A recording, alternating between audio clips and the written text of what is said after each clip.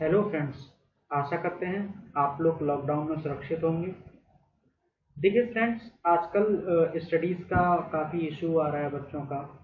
तो मैंने सोचा क्यों ना ऑनलाइन ही कुछ क्वेश्चन या कुछ ऐसे कंटेंट डाले जाएं जिससे आपको हेल्प हो आने वाले एग्जाम्स में। हमारे एग्जाम्स में अक्सर करके एक या दो क्वेश्चन इंटरनेशनल ऑर्गेनाइजेशन से पूछ लिए जाते हैं, चाहे वो बैंक एग्ज़ाम हो, चाहे एसएससी एग्ज़ाम हो, या फिर यूपीएससी एग्ज़ाम हो, या कोई भी गवर्नमेंट एग्ज़ाम हो। कोरोना के चलते एक ऑर्गेनाइजेशन आजकल समाचारों में काफ़ी चर्चा में रहा, न्यूज़पेपर में भी इसका नाम आता रहा। ठीक है, वो ऑर्गेनाइजेशन है WHO, वर्ल्ड हेल्थ ऑर्गेनाइजेशन। ठीक, यह दुनिया में स्वास्थ्य संबंधी मामलों का नेतृत्व करना इसका काम है, हेल्थ रिसर्च को आकार देना, और स्वास्थ्य क्षेत्र में नियम व मानक तैयार भी यही करता है। दुनिया में स्वास्थ्य संबंधी इश्यूज की देखरेख और मॉनिटरिंग करने के लिए ये जिम्मेदार है। वर्ल्ड हेल्थ ऑर्गेनाइजेशन की स्थापना 7 अप्रैल 1948 को की गई थी, और इसी दिन को 7 अप्रैल को वर्ल्ड हेल्थ डे सेलिब्रेट किया जाता है। हेडक्वार्टर्स, इसके हेडक्वार्टर की अगर बात करें, वो जिनेवा स्विट्जरलैंड में, मुख्यालय हिंदी में, और इसके सदस्य यानी मेंबर्स 194 देश हैं एट अ टाइम। अभी जो सदस्यों की संख्या है वो 194 है। ये यूनाइटेड नेशंस की एक स्पेशलाइज्ड एजेंसी के तौर पर काम कर रहा है। यूनाइटेड नेशंस के बारे में आप बता दूं, किसी और वीडियो में हम फिर डिस्कस करेंगे। यूनाइटेड नेशन की स्थापना साल 1945 में की गई थी। उसकी बहुत सारी स्पेशलाइजेशन एजेंसी हैं, उनमें से एक WHO है।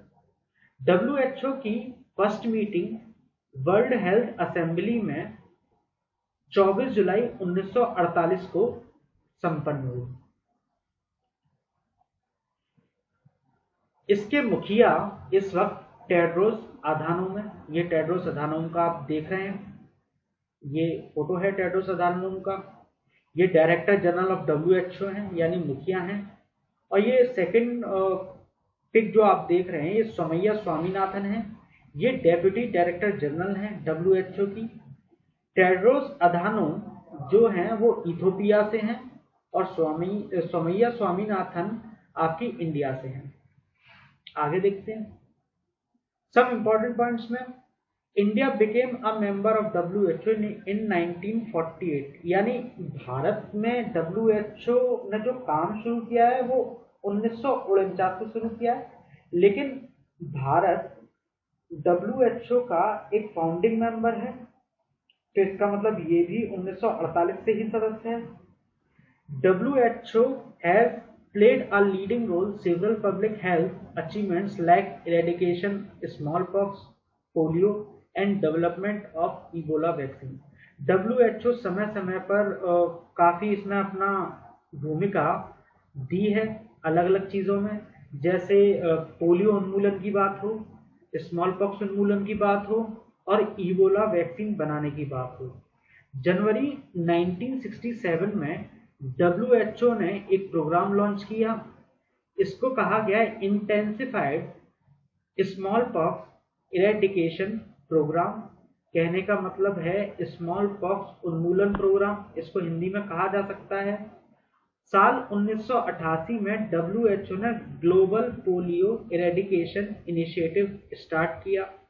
ठीक है, और WHO की जो प्रथम प्रायोरिटी रही वो HIV, एड्स, ईरिया और टीबी जैसी बीमारियां रही हैं। देखिए, मैं थोड़ा सा इस पर जानकारी आपको दे दूं। WHO भारत का जो मेंबर रहा वो 1948 में बन चुका था, और भारत का जो कार्यालय है, भारत में जो WHO का कार्यालय है वो नई दिल्ली में है।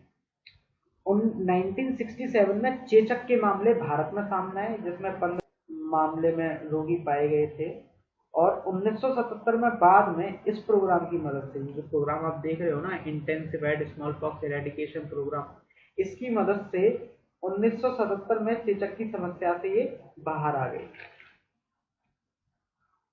1988 में पोलियो उन्मूलन प्रोग्राम चलाया गया, जिसमें WHO, UNICEF, bill and Melinda Gates foundation और अन्य संस्थान, और साथ में भारत सरकार के साथ मिलकर 5 वर्ष से कम आयु के सभी बच्चों को टीकाकरण की जागरूकता अभियान चलाए गए और 2014 में भारत को पोलियो मुक्त घोषित कर दिया गया और साथ ही साथ WHO ने एंडेमिक देशों की सूची से इसको बाहर कर दिया।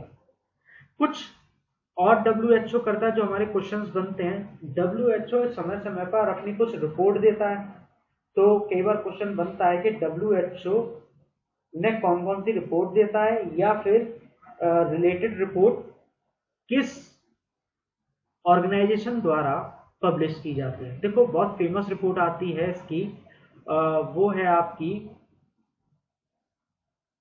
The world health report, world health static, international travel and health, international health regulation, international classification of disease और इंटरनेशनल फार्माकोपियो। ये फार्माकोपियो है, फार्माकोपिया नहीं है। तो ये सारी रिपोर्ट्स WHO द्वारा समय समय पर इशू की जाती हैं। तो उम्मीद है आपको ये सेशन अच्छा लगा होगा। मैं अब अलविदा लेना चाहूँगा। कल फिर से आपकी हमारी मुलाकात होगी। मैं टाइम टाइम पर कुछ ना कुछ वीडियो बनाता रहूँगा। Thank you. पढ़ते रहिए और जल्दी सिलेक्शन लीजिए। Thank you.